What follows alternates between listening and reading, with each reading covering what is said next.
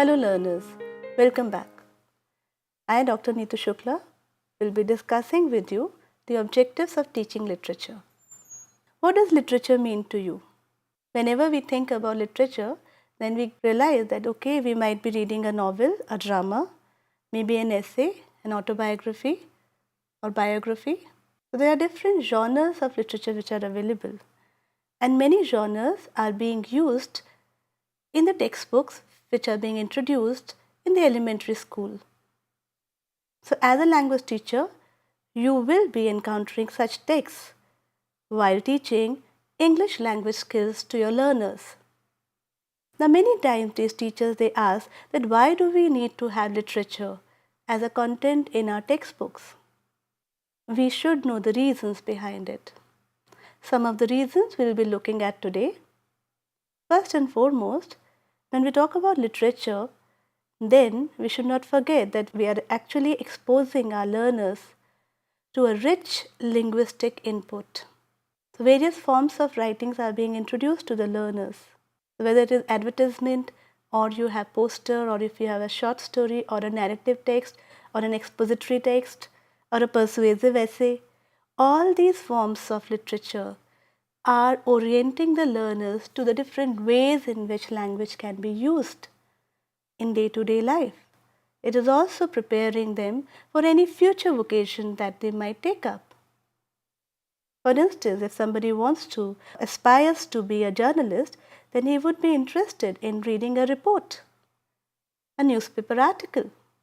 So literature orients the learners to all these forms of writing. Another thing is that when we look at such a variety of texts which is available in literature, and it is given to the learners in the form of a poem, in the form of a short story or anecdote, or if you have the cartoons, the comics, then the learning environment in the classroom, it is enhanced considerably. It becomes very interesting. So you know that when there is variety, you will definitely enjoy, you will not get bored. So that interest of the learners will be aroused in that particular language. And when the interest is there, definitely they will be motivated to work in that particular language, to aspire to become a good user of that particular language. So it is very essential that if we want our learners to improve their language skills, they are motivated to work in that particular language. They are motivated to exercise, to use those language skills in their day-to-day life, in the various tasks which are set for them in the classroom. Another advantage of having literature is that it stimulates the learners for communication. So if you have an essay written by somebody talking about the benefits of a particular equipment, then after reading it as a reader, you might react to it by either agreeing and supporting that particular thing, perspective or view, or you might totally reject it. So after reading that particular text, you are getting that desire to react, to show your reaction, to respond to that particular text. So it becomes an excellent stimulus for learners to communicate in the particular language. And as we have already discussed, literature gives us an opportunity to introduce our learners to the various genres of writing. Further, it stimulates multiple senses. When you read a poem, the diverse images which are being used by the poet, the similes, the metaphors, personification, all the poetic devices which are being used, doesn't it stimulate your mind, the various senses, whether it is of sight or smell or touch? So language, the colorful use of language stimulates the sensory being of the individual, so makes him more responsive to the language that is being used and presented in the text. Further, it caters to diverse learning style as well. So when we talk about multiple intelligences, as Gardner presented, so there might be a learner who has this linguistic intelligence, and he learns well if he is given different types of text to interact with. So when we are exposing our learners to different varieties or different forms of writing, we are catering to this need, individual need of the learners, the diverse learning style of the learners to visually see something, to listen to that particular story and appreciate it, to listen to that poem and then appreciate it. It also develops cultural sensitivity. So as an Indian sitting in this particular country, if you read a text which is based in England or America, then you will be able to become sensitive to the practices, the social roles, the social status, the social way of interacting in the society in a particular country. Or within the country also, if you read a text which is situated in suppose Kerala or Trivandrum or in some other parts of the country, you will be able to get a much better understanding of the cultural norms of that particular group, community. So, exposing our learners to different learners, also different texts, also help in developing cultural sensitivity amongst them. Then it is always said that when we talk about literature, it is an avenue for expressing our thoughts and ideas on so many themes, on universal themes such as humanity, war, peace, which may not necessarily be presented to the learners in the actual school learning environment. Because when we talk about the school curriculum, we have mathematics, we have science, we have co-curricular activities of the sports, and all these things are happening. But it's only in literature that we get that scope of widening the experience of the learners in terms of all these areas. Talking about conflict which is happening internationally, the various peace initiatives which have been taken place, which are being taken, happening the world around. So literature provides the learners an ample opportunity to interact on so many platforms. Another thing is that literature uses representational language. It involves the whole learner, cognitive as well as affective. So when I am reading the text, I am also empathizing with the character. I am also understanding that why this character is reacting in this way, how the character is going to respond in the subsequent paragraphs. So the learner as a whole is engaged in the text.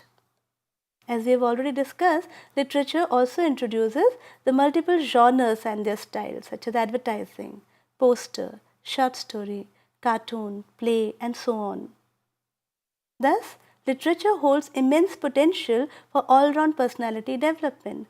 So if they read a text drawn from the life of an eminent personality such as Swami Vivekananda or Gandhiji, then the values which were upheld by these people, by these luminaries, will definitely impinge on the mind of the reader, of the learner.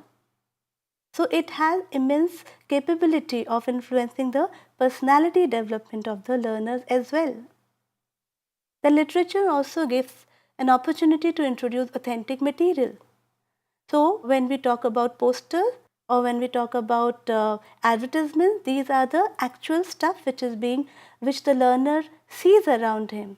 So he will become more conscious of the language which is being used in his environment as well when he gets to see it in the textbook as well. Further, literature evokes creative response amongst the learners. So when they read a text, they respond to it and they can choose to respond in their own way. It may not necessarily be the one which is expressed by the writer or that which is expressed by you as a teacher. As a language teacher, we should allow the learners to share their responses, their feelings, their emotions about how they felt after reading that particular text. So that creative response is also probable only when they are exposed to different forms of literature. As a language teacher, when we are using literature in our classroom, it gives us ample opportunity to emphasize meaning making as well. This is what I was just talking about, that let the learners read a particular text and record their responses to it without any feeling of being right or wrong in their understanding. But whatever they say, let them justify it from the facts which they have been able to glean from that particular text. That why do they believe and why do they say like that? There must be some reason behind it. There must be something which they have found within the text, within those lines. Let them come up with that particular explanation. Now when we talk about literature, another question that comes to our mind is that which literature should we use? Now here I would refer to John Macri, 1994, who distinguished between literature with a capital L, the classical texts such as those of Shakespeare, Charles Dickens and others, and literature with a small l, which refers to popular fiction, fables, song, lyrics, etc. So in the textbooks you will find that many a time the content writers, they use both kind of texts. If suppose you feel that the texts which have been selected are not to the level of the learners or not to the liking of the learners, you are free to select a text of your own and use it for your particular class and learners. So various types of literary texts which you can use include short stories, songs, poems, biography, autobiography, essays, novel, one-act plays, just as we discussed a little while before. Now inherent in the use of literature are many challenges also. If literature is not used appropriately in the classroom, then it can become a really tedious and boring task for the learners. If it just becomes an activity where they have to read a particular text and then answer questions following it without any scope for discussions, without any scope for sharing of the experiences, then it will not really help them in developing their language skills. So some of the challenges we will be looking at. First challenge is that of text selection. Now the text which has been selected for teaching in that particular class should be age appropriate. What is the age of the learners? Will they be able to appreciate the theme of that particular text? Another thing is it something of their interest and liking? If it is not interesting, they will not feel like reading it. And if they are not reading it, then somewhere or the other, your purpose of making them read a text and develop their reading comprehension skills gets defeated. Another thing is that the context should be appropriate. The local context, the place where the learners are sitting. The text which you are selecting, it should not be something which they cannot relate to or they cannot really appreciate. Then another very important thing is that while you are selecting a text, the linguistic difficulty should also be kept in mind. If the words which are being used in that particular text or the expressions which are being used in the text are too difficult for the learners, they will not be able to appreciate. They will not be able to generate that interest and motivation to read further, to complete reading that particular text. Hence again, whatever you planned for your lesson, it will go waste because they are not getting motivated enough. They are getting discouraged. The moment they come across a word of which they are not able to find a meaning or they are not able to visualize it from a particular context, they will lose interest. So you as a teacher are also getting defeated. So whenever you are selecting a text, you have to ensure that the text selection is appropriate as per the age, the interest, the context and linguistic difficulty of the learners. Suppose the text is already given in your textbook and you have to read it along with the learners, then certain kind of pre-reading tasks can be set. You can prepare the learners of what to expect from that particular text. Certain vocabulary items which are essential for understanding and appreciating that text may be discussed and presented before you actually ask them to read. So this can help you in resolving this problem. Another aspect of literature which needs to be considered is the length. Now if the text is too lengthy, the learners again will lose interest. So it has to be of an appropriate length.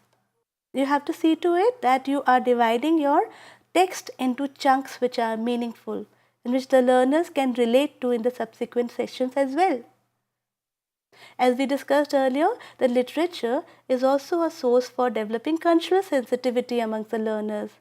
So whatever text which is being selected for the learners to read in a particular classroom, you have to first read it as a teacher and see to it that there is nothing which offends the sensitivity of the learners.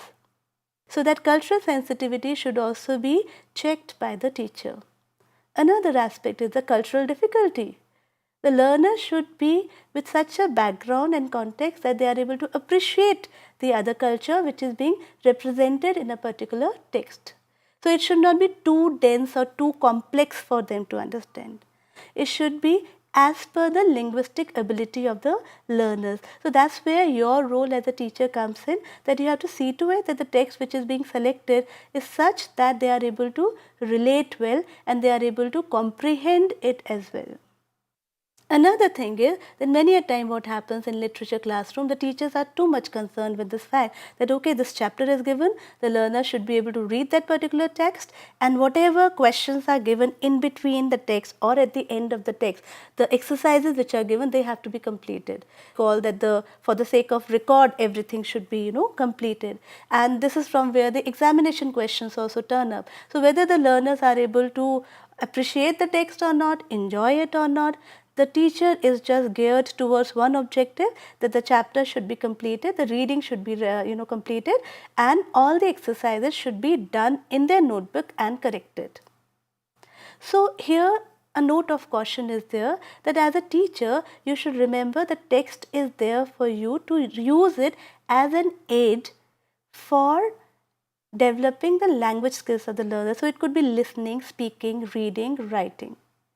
Right. So you need not aim for a complete understanding of the entire material. It generally happens in the case of poems, where the teacher is too conscious of explaining each and every line of that particular poem.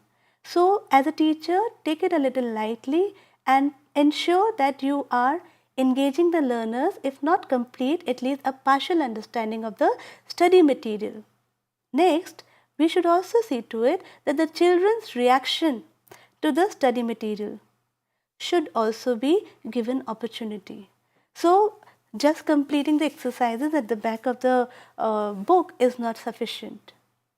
Nowadays, though the textbooks have been written in such a form that there are a variety of tasks which are being set, which are also interesting also.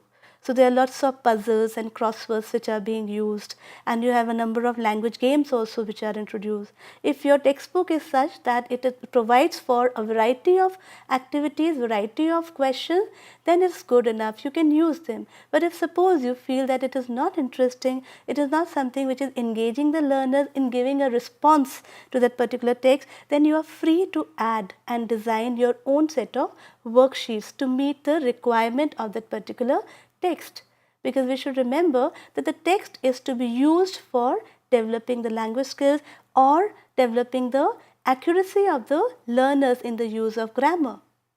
So when you ask them to read a poem and you ask them to comment or provide a summary of it, then you should not be too particular of whatever they are saying should be exactly what you want them to say or exactly what the writer intended to say. Let them share their own experience, let them give their own individual comment, because when they will be doing it, they will be using the language, they will be speaking about it. So their speaking skills is getting enhanced. At least they are conveying something, at least they are predicting something, or they are drawing some inference from the text. So all these are skills which the learner is practicing by the means of this particular text. So as we discussed earlier, the literature should provide ample opportunities to the learners for creative expressions. So maybe after reading a particular text or story or an essay or a short story, you can ask them to imagine that okay, this is the main character and he lives in such and such place. You want to write a letter to that particular person. So write a letter to that particular person.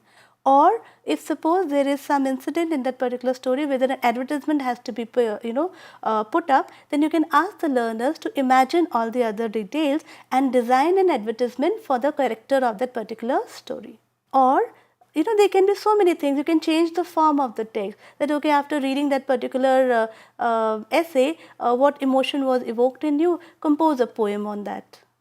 So what you are doing is that allowing the learners to play with language, to enjoy using the language. So definitely when they are enjoying something, they will be developing it as well. Further, we must encourage our learners to seek logical relationship among events and appreciate the ideas and emotions which are expressed in a piece of literature. So whatever they are saying, whatever they are doing, there has to be some logical relationship. So they should be able to identify that in the piece of work which is presented to them, and when they are writing their own piece of work or when they are conveying it orally, then they should keep this thing in their mind, that logical connection should be established between the various forms. So, the various skills which can be developed during the teaching of literature in the English classroom includes various skills such as the reading comprehension skills. So, they read the text and then it can be followed by various exercises or activities which involve literal comprehension, where you just ask them that, okay, what is this, who said that, where did he say that, and why did he, why did this happen. Another set of questions can be that you ask them something which is based on some reasoning, inferential questions. Why did this happen this way? Why did he react in this way? Then another level of questioning is when you ask them to critically respond to that particular text. That as a reader, do you agree with how the particular character behaved or reacted to that particular situation? If you were in that place, how would you react? So, these reading comprehension skills also gets nurtured when they are exposed to literature. Another thing is that definitely when they are getting exposed to different genres, they develop the skill of concentrating on a particular text, understanding its format, understanding the language, the way it is being used. As I said earlier, critical thinking skills are also nurtured when they are dealing with the text and when they are critically reviewing the way the text has been written by the particular writer. Do they agree with it, or if they were given an opportunity to rewrite that particular text, how would they give it a different angle? So, critical thinking skills also get enhanced by way of interacting with such kind of different genres of literature which are available in the textbooks. It also helps them control their thought process because they have to logically organize all the ideas. And of course, when they are reading a variety of texts, then a positive attitude also gets built up. So, there are numerous opportunities of personality development also, which are provided by cultural references. So many values and ideas, they are embedded in the text. If they are essays written by some known people, or there are some letters which are written by a known personality to their daughters or to their sons and others, then all these texts give an opportunity for the learners to see how a particular individual felt about a particular thing. What did they value and why did they value, and what was the result of that thing when they upheld a particular value, then how they benefited out of it, how the society as a whole benefited out of it. It develops study skills as well. So, they learn the skill of using and referring to dictionary whenever they are not able to find the meaning of a particular word. The literature also nurtures in them the skill of word attacks. So, they are able to gauge the meaning of a particular word by understanding the context in which it is being placed, by understanding what does the different prefixes and suffixes convey, what shade of meaning will be given to a particular word with which kind of suffix and prefix. It engages them in lots of predicting and inferencing. So, with this we come to the end of this session. I hope you have now understood what are the various objectives for which we use literature. So, my suggestion to you as language teachers would be that do not get disturbed when you get a complicated text in front of you. Rather, approach it with lots of ideas, lots of activities as to how you can present it in a more interesting and an enriching manner to your learners. I hope you have a fair idea of what are the objectives of teaching literature in the English classrooms, and I hope you have gained a number of ideas as to how you can make your literature classroom even more interesting. So, with this we come to the end of this session, and we will meet again in the next session. Till then, thank you.